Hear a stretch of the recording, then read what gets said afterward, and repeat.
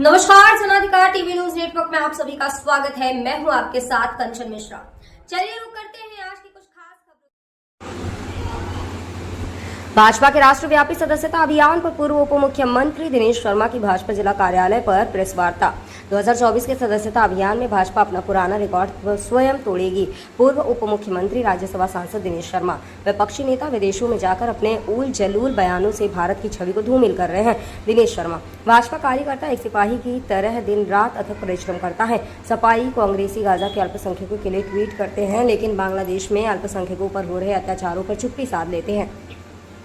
विपक्ष पीडीए को सिर्फ वोट के लिए याद करता है। उनके हक, अधिकार और उत्थान के लिए सिर्फ भाजपा काम करती है। आज देश की सबसे बड़ी पार्टी है भाजपा। 2014 से शुरू हुआ था मिस्ड कॉल सदस्यता अभियान। उस समय सबसे बड़ी सदस्यता कर 11 करोड़ 57 लाख सदस्य बना विश्व की सबसे बड़ी पार्टी बनी थी। भाजपा में उस अभियान में भी सदस्यता का राष्ट्रीय संयोजक था। अभी लोग तेजी से सदस्यता अभियान में भाजपा से जुड़ रहे हैं। आज उन्नाव आते समय 5 जगहों पर लोगों ने मेंबरशिप ली। निश्चित ही भाजपा सदस्यता में अपना ही रिकॉर्ड तोड़ेगी। यह बात पूर्व उप मुख्यमंत्री राज्यसभा सांसद माननीय दिनेश शर्मा ने भाजपा कार्यालय पर आयोजित पत्रकार वार्ता में कही। उन्होंने बताया कि भाजपा कार्यकर्ता एक सिपाही की तरह दिन रात अथक परिश्रम करता है।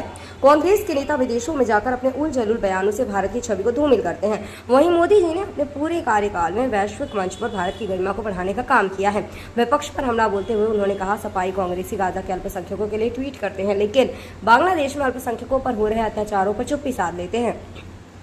विपक्षी दलों को दलित और पिछड़ा सिर्फ वोट के समय याद आता है। उसके बाद सिर्फ परिवारवाद ही उनकी प्राथमिकता होती है। भाजपा सदैव अपने ध्येय वाक्य सबका साथ सबका विकास को चरितार्थ करने के लिए प्रयत्नशील रहती है। विपक्ष पीडीए को सिर्फ वोट के लिए याद करता है। जब पिछड़े और दलित की बात आती है तो तुष्टीकरण करते हैं। अभी अयोध्या और कन्नौज में हुआ, उसमें दलित के साथ नहीं खड़े थे। कई सारी घटनाएं हैं जिसमें सपा के लोग ही शामिल हैं। विपक्ष इस समय पीड़ित का नार्को टेस्ट करवाने की मांग करता है। जनाधिकार टीवी न्यूज नेटवर्क के लिए जनपद उन्नाव से जिला ब्यूरो चीफ अभिषेक मिश्रा की रिपोर्ट। कि वो एक भी सीट नहीं जीत रहा, ऐसा विपक्ष की सोच है। तिरुपति मंदिर में लड्डुओं की मिलावट के बाद आपके एक नेता रहे हैं ब्रजभूषण रावत, उन्होंने कहा कि यूपी में भी ऐसे लड्डुओं में मिलावट है जिसकी नहीं करके लखनऊ में कानेश्वर मंदिर में उनकी जांच होनी चाहिए। क्या कहना है आपका? आप इस बात से निशा खातिर रहें। उत्तर प्रदेश में ये तो घटना वहां अभी भी है। हमारे वहां तो दिवाली आया, भैया दूज आया, रक्षाबंधन आया, त्योहार आए तो हर पहले कृष्ण जन्माष्टमी आया, मथुरा की साइड ही कोई दुकान ऐसी जहां चेकिंग ना हुआ हो, और अभी भी सघन चेकिंग अभियान चल रहा है। जिसमें 2 सपा के नेता हैं, एक लोहियावाली का सचिव है। नहीं, मैं किसी अपराधी को मैं किसी पार्टी का नाम लेकर नहीं कहता हूं, लेकिन अगर इस प्रकार का काम करेंगे तो भुगतेंगे। योगी जी ने इस चीज को कहा है कि ना अपराध करो ना भुगतो, लेकिन अपराध करोगे तो आप बख्शे नहीं जाओगे। आप कोई जात के हो, कोई धर्म के हो।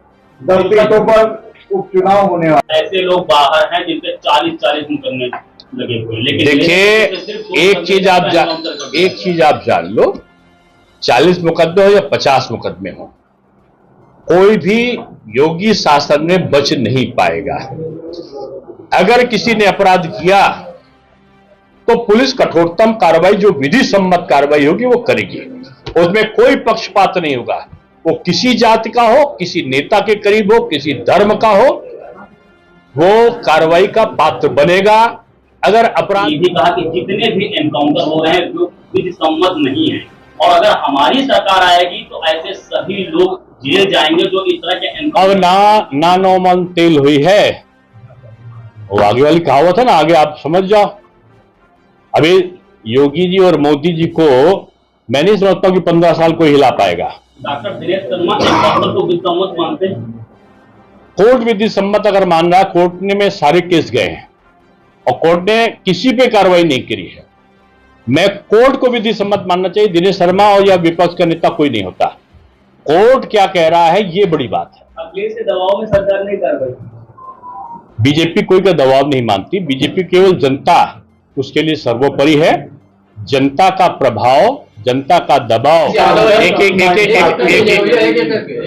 यादव के एनकाउंटर के बाद लगातार अखिलेश यादव कह रहे थे कि एक जाति पे कार्रवाई हो रही है। अब कल 9 में एनकाउंटर हुआ है, मृतक अनुज के पिता ने ये कहा है कि दो नेताओं के बीच में उनके बेटा शिकार हो गया है, अब ठाकुर का एनकाउंटर हो गया। और कोई फर्जी एनकाउंटर नाइंसाफी अखिलेश ने बोला। ये बैलेंस करने के लिए किया गया है, खाता नहीं सही कर रहे हैं आप लोग, पहले यादव का एनकाउंटर। देखिए, अगर विपक्ष के नेताओं की भाषा को समझा जाए तो उनका अर्थ सीधे यही निकलता है कि अगर मानो बैंक में लूट हुआ और सीसीटीवी पे कोई दिख रहा है और दिखने के बाद वो अपराधी रिवॉल्वर लेकर आ रहा है तो उससे कहे भैया तुम मार लो, तुम कौन जात के हो, अच्छा मार लो। यहां जात नहीं अपराधी की, अपराधी अपराधी है, वो किसी भी जात का होगा। योगी जी के कठोर प्रशासन से वो बचेगा नहीं और अपराधी तक का ये संदेश जाना चाहिए कि खुलेआम इस प्रकार के कृत्य करने का नतीजा क्या होता है। निश्चित रूप में जो विधि सम्मत कार्रवाई है वही सरकार कर भी रही है, वही सरकार करेगी और वही करना चाहिए, इसमें दो राय नहीं है। इसमें विपक्ष को चिंतित होने की जरूरत नहीं है। इसमें जाति पूछकर, उनकी तरह जाति पूछकर कार्रवाई नहीं होती।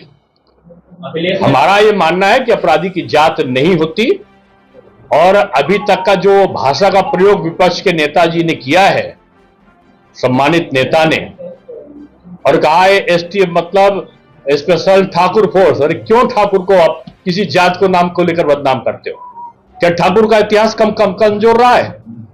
पूरे भारत का इतिहास अगर देख लो, सभी जातियों का उसमें समावेश रहा है। लखनऊ में अगर आप आसपास देखो तो पासियों का कितना बड़ा योगदान था कि ये महाराजा लखना पासी, बिजली पासी अंग्रेजों से लड़ते थे, इनको खाना बदोश घोषित कर दिया गया। ठाकुरों के उसमें कितने 100-600 से ऊपर रजवाड़े थे, भारत के साथ मिले, अपनी संपत्तियां दे दी। इनकी महिलाओं ने जौहर किए।